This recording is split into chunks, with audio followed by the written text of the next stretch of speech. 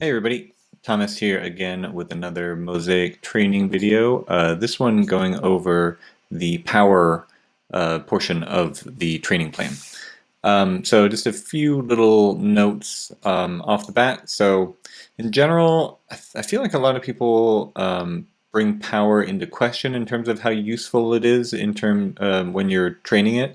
I know at least a while ago when I was looking more at the Anderson brothers kind of stuff, to campus or not to campus was kind of a big thing that they talked about for a while. But I wanted to make sure to give it a go because I think it's still a bit of a weakness for me. So I thought I'd try to really hammer it home with this one. So in general, as we've gone through and looked at sets and reps of the other energy systems in terms of power, I've been sticking to sort of 3 sets and keeping the reps pretty low, 3 to 5, just because it's so explosive. You want to make sure that each of those reps is a good one. Um, pretty much all of these are going to be compound type exercises, so multi-joint, full body type things, and a lot of them will be more climbing specific than the things in the hypertrophy and the strength phases. Um, so as you can see with the rule in terms of the sets and the reps, there will be fewer sets and reps than we've been seeing, fewer exercises in a workout, a bit more rest, and mostly that's to make sure that you are really prepared to do the next set. You don't want to try to work through a muscle up set if you're already kind of tired. So you want to make sure you're physically rested and that you're kind of you're turned on, ready to go for that next set. And then in terms of variables, I didn't really change too much as I was going through. A lot of it is just resistance based, so basically modifying the resistance, and then sets and reps if you feel like you really need to. So in terms of the actual climbing portion, the obvious one is just to find powerful climbs. And then also, especially these days, if you're doing a lot of gym climbing, or if you like the sort of parkour style, finding those sort of coordination moves, which are usually pretty powerful, I think that's a helpful thing to do. It's a very good portion of the training plan to focus on board climbing, whether that's moon board or tension board or kilter board or whatever. Just because a lot of these problems are going to be very powerful, and rely on a lot of contact strength, and we'll be working the things that we are trying to work with, some of the specific exercises, but in a climbing, you know, by actually climbing, so it's a lot more enjoyable. Um, so during this time, in terms of outdoor climbing, hopefully you found some projects and you're starting to work through, and this is the time to really start making links, or if it's kind of very few hard moves, like to make a bit of progress on some of that stuff. Again, especially powerful, that kind of those kind of moves. And then in terms of the climbing load, comparing climbing time to training time, it's going to bump up again here. So up to maybe 75% of the time spent actually climbing, just to make sure that we're sort of bringing everything together that we've been working through up to now. Okay, so for climbing specific training, it will come as very little surprise that campusing will be kind of the big finger workout. Luckily, as with a lot of these things, campusing hits quite a few things. Obviously it's a good pulling workout, even a decent kind of pushing, depending on how advanced you are. So it does a lot of things for the upper body. And the main things that I wanted to hit in terms of campus workouts are the classic 1-5, whatever you can get to. 159 is the gold standard that everybody wants to be able to do. But these are sort of the bread and butter, what you want to be hitting, probably more than other things. But beyond that, the other ones that I've been looking at and trying out are sort of the X1. So starting on a rung, going as high as you can, and latching that rung, and then coming back down to match without touching. And for these ones, I've been doing them on the slightly smaller rungs. I think for these, it's like the medium rung technically. For the pull-throughs, I've been doing them on the large rung, just because I feel like that is a bit more helpful in terms of what I want to get out of it. For these that are a little bit more contact strength oriented, I moved it down to, a size to a smaller rung. And I think that's been helping quite a bit. It really forces me to hit it with a half crimp and maintain that rather than be able to kind of muddle through with an open hand. And the other one, and I think I saw these first from Kyra Condi, she mentioned them, are sort of the, it's like a jumping assisted offset pull up. So it's kind of like you're using your legs to get through the momentum of like the 1-5 motion and then continuing that momentum into like a pull up. And that I think has been helpful for me because I have a lot of trouble, especially on the 1-5, whatever, going from that first move. That feels, perfectly comfortable to me. But then transitioning from that first, carrying that momentum through to the second if I can. Usually I can't, but these kind of jumping offset pull-ups help in terms of making that transition from going up, focusing on the one hand, and then suddenly changing the pull to the push to kind of help with that next move. So those have been kind of helpful. I've been doing those on the medium rungs as well. You could certainly do them on the small ones too. And then the final one are kind of the bumps. And for these ones, I've been keeping the a start rung, going up to what feels comfortable for me. It's a little before, like it's like 1, 4.5, and then bumping between 4.5 and 5. And if you don't have half rungs, obviously you can go between 4 and 5. But basically holding that low lock off and then bumping up and down as many times as you can with that. And I think I feel it a lot in my the front of my delts. So I think it's that like deep lock off motion, which it hits quite well. And that I think helps quite a bit again with that second move of the 1-5-9, where you really have to lock off deeply and then transition it to a push on your low hand before making the next move. So anyway, and those ones I've been doing on the large rungs. In terms of other kind of climbing training that's still climbing specific, but not necessarily the priority like campusing, I've been fiddling around with the what I've been calling the Abrahamson hangs. So I'm sure these were super popular for a while. Emil and his brother Felix released a video, and I'll put a note in here to link to the video, so I won't go through it in too much detail. But basically, they are very high frequency, low intensity, so submaximal hangs, and you do it multiple times a day. So, morning and evening, you do this very short, very light hangboard workout. And he had amazing results. A few other people that have tried it out have had kind of mixed results.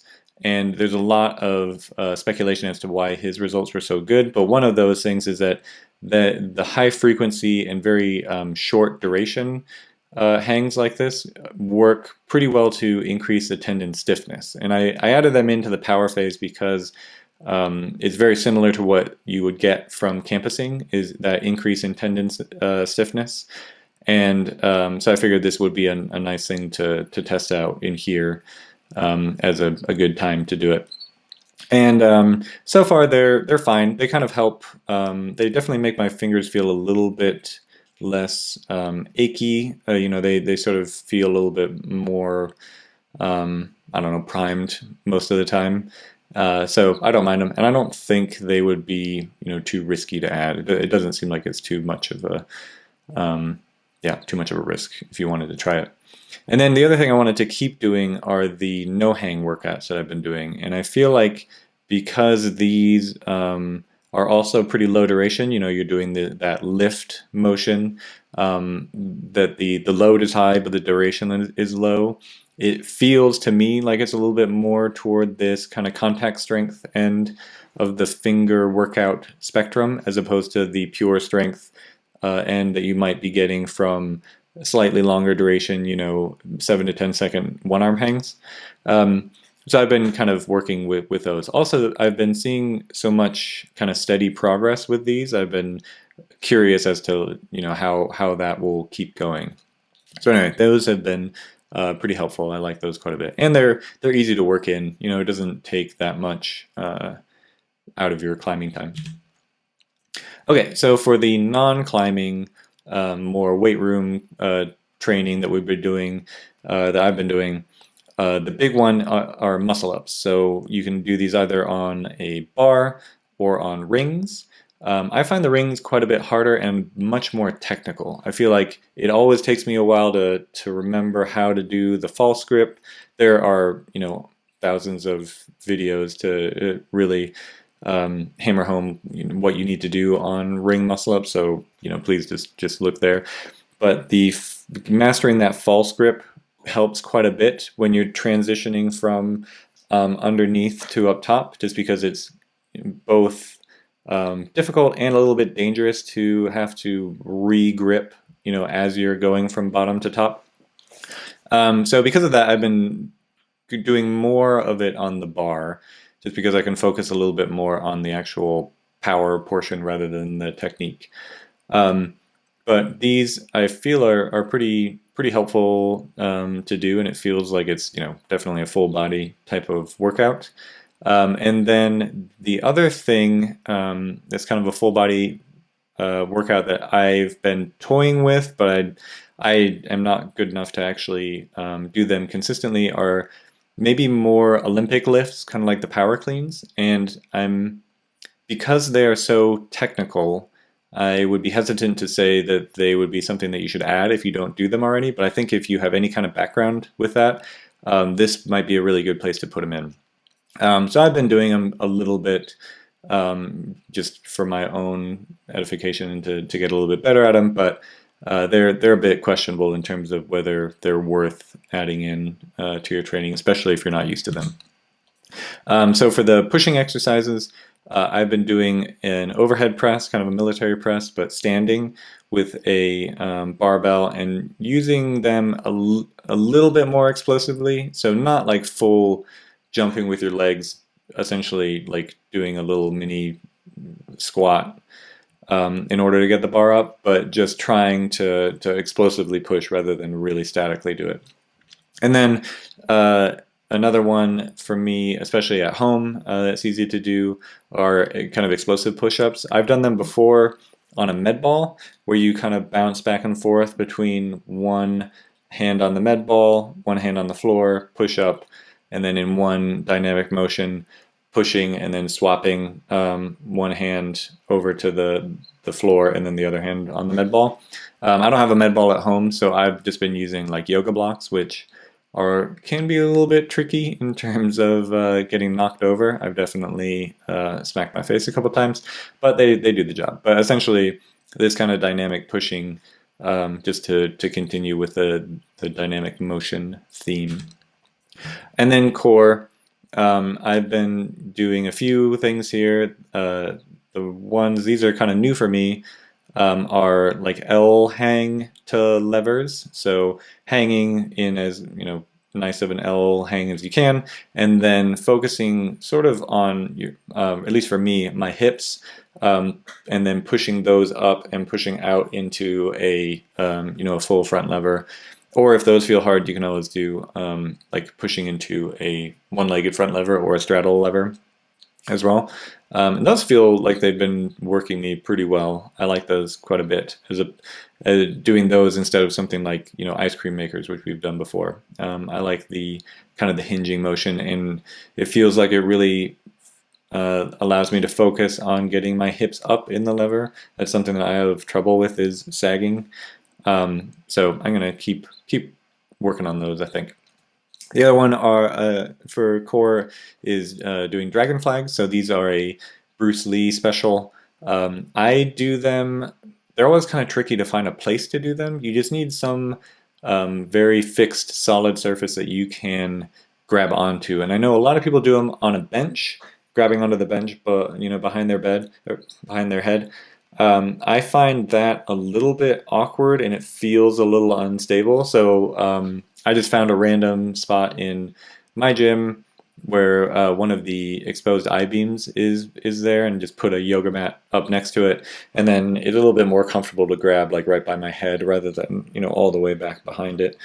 But essentially, you are attempting to keep your body stiff as a board, and you start essentially with only your upper shoulders touching and your head, obviously. And then you try to lower down until you are, essentially parallel with the ground. I usually don't touch anything other than my shoulders. I try not to like flop onto the ground and then back up, but keep that tension the whole time, and then come back up.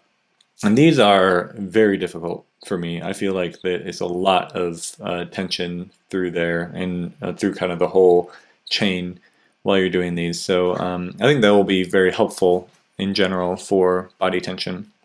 And then the final one that I just added in, not necessarily specifically for power, but just as another core exercise and kind of novel one to do. And I've done these before. I don't remember where I saw them, but they are a series of med ball sit-ups that you do on a like a sit-up bench, where your feet are locked in.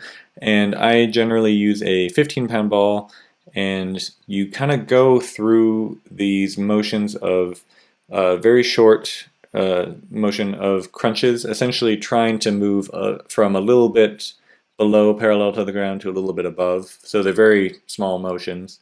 Doing 10 of those, and then immediately without rest, taking the ball and doing 10 each side of kind of Russian twists, and then again immediately without resting, move the ball back, and then go back to that first set. And usually the getting through the first 10 is no problem.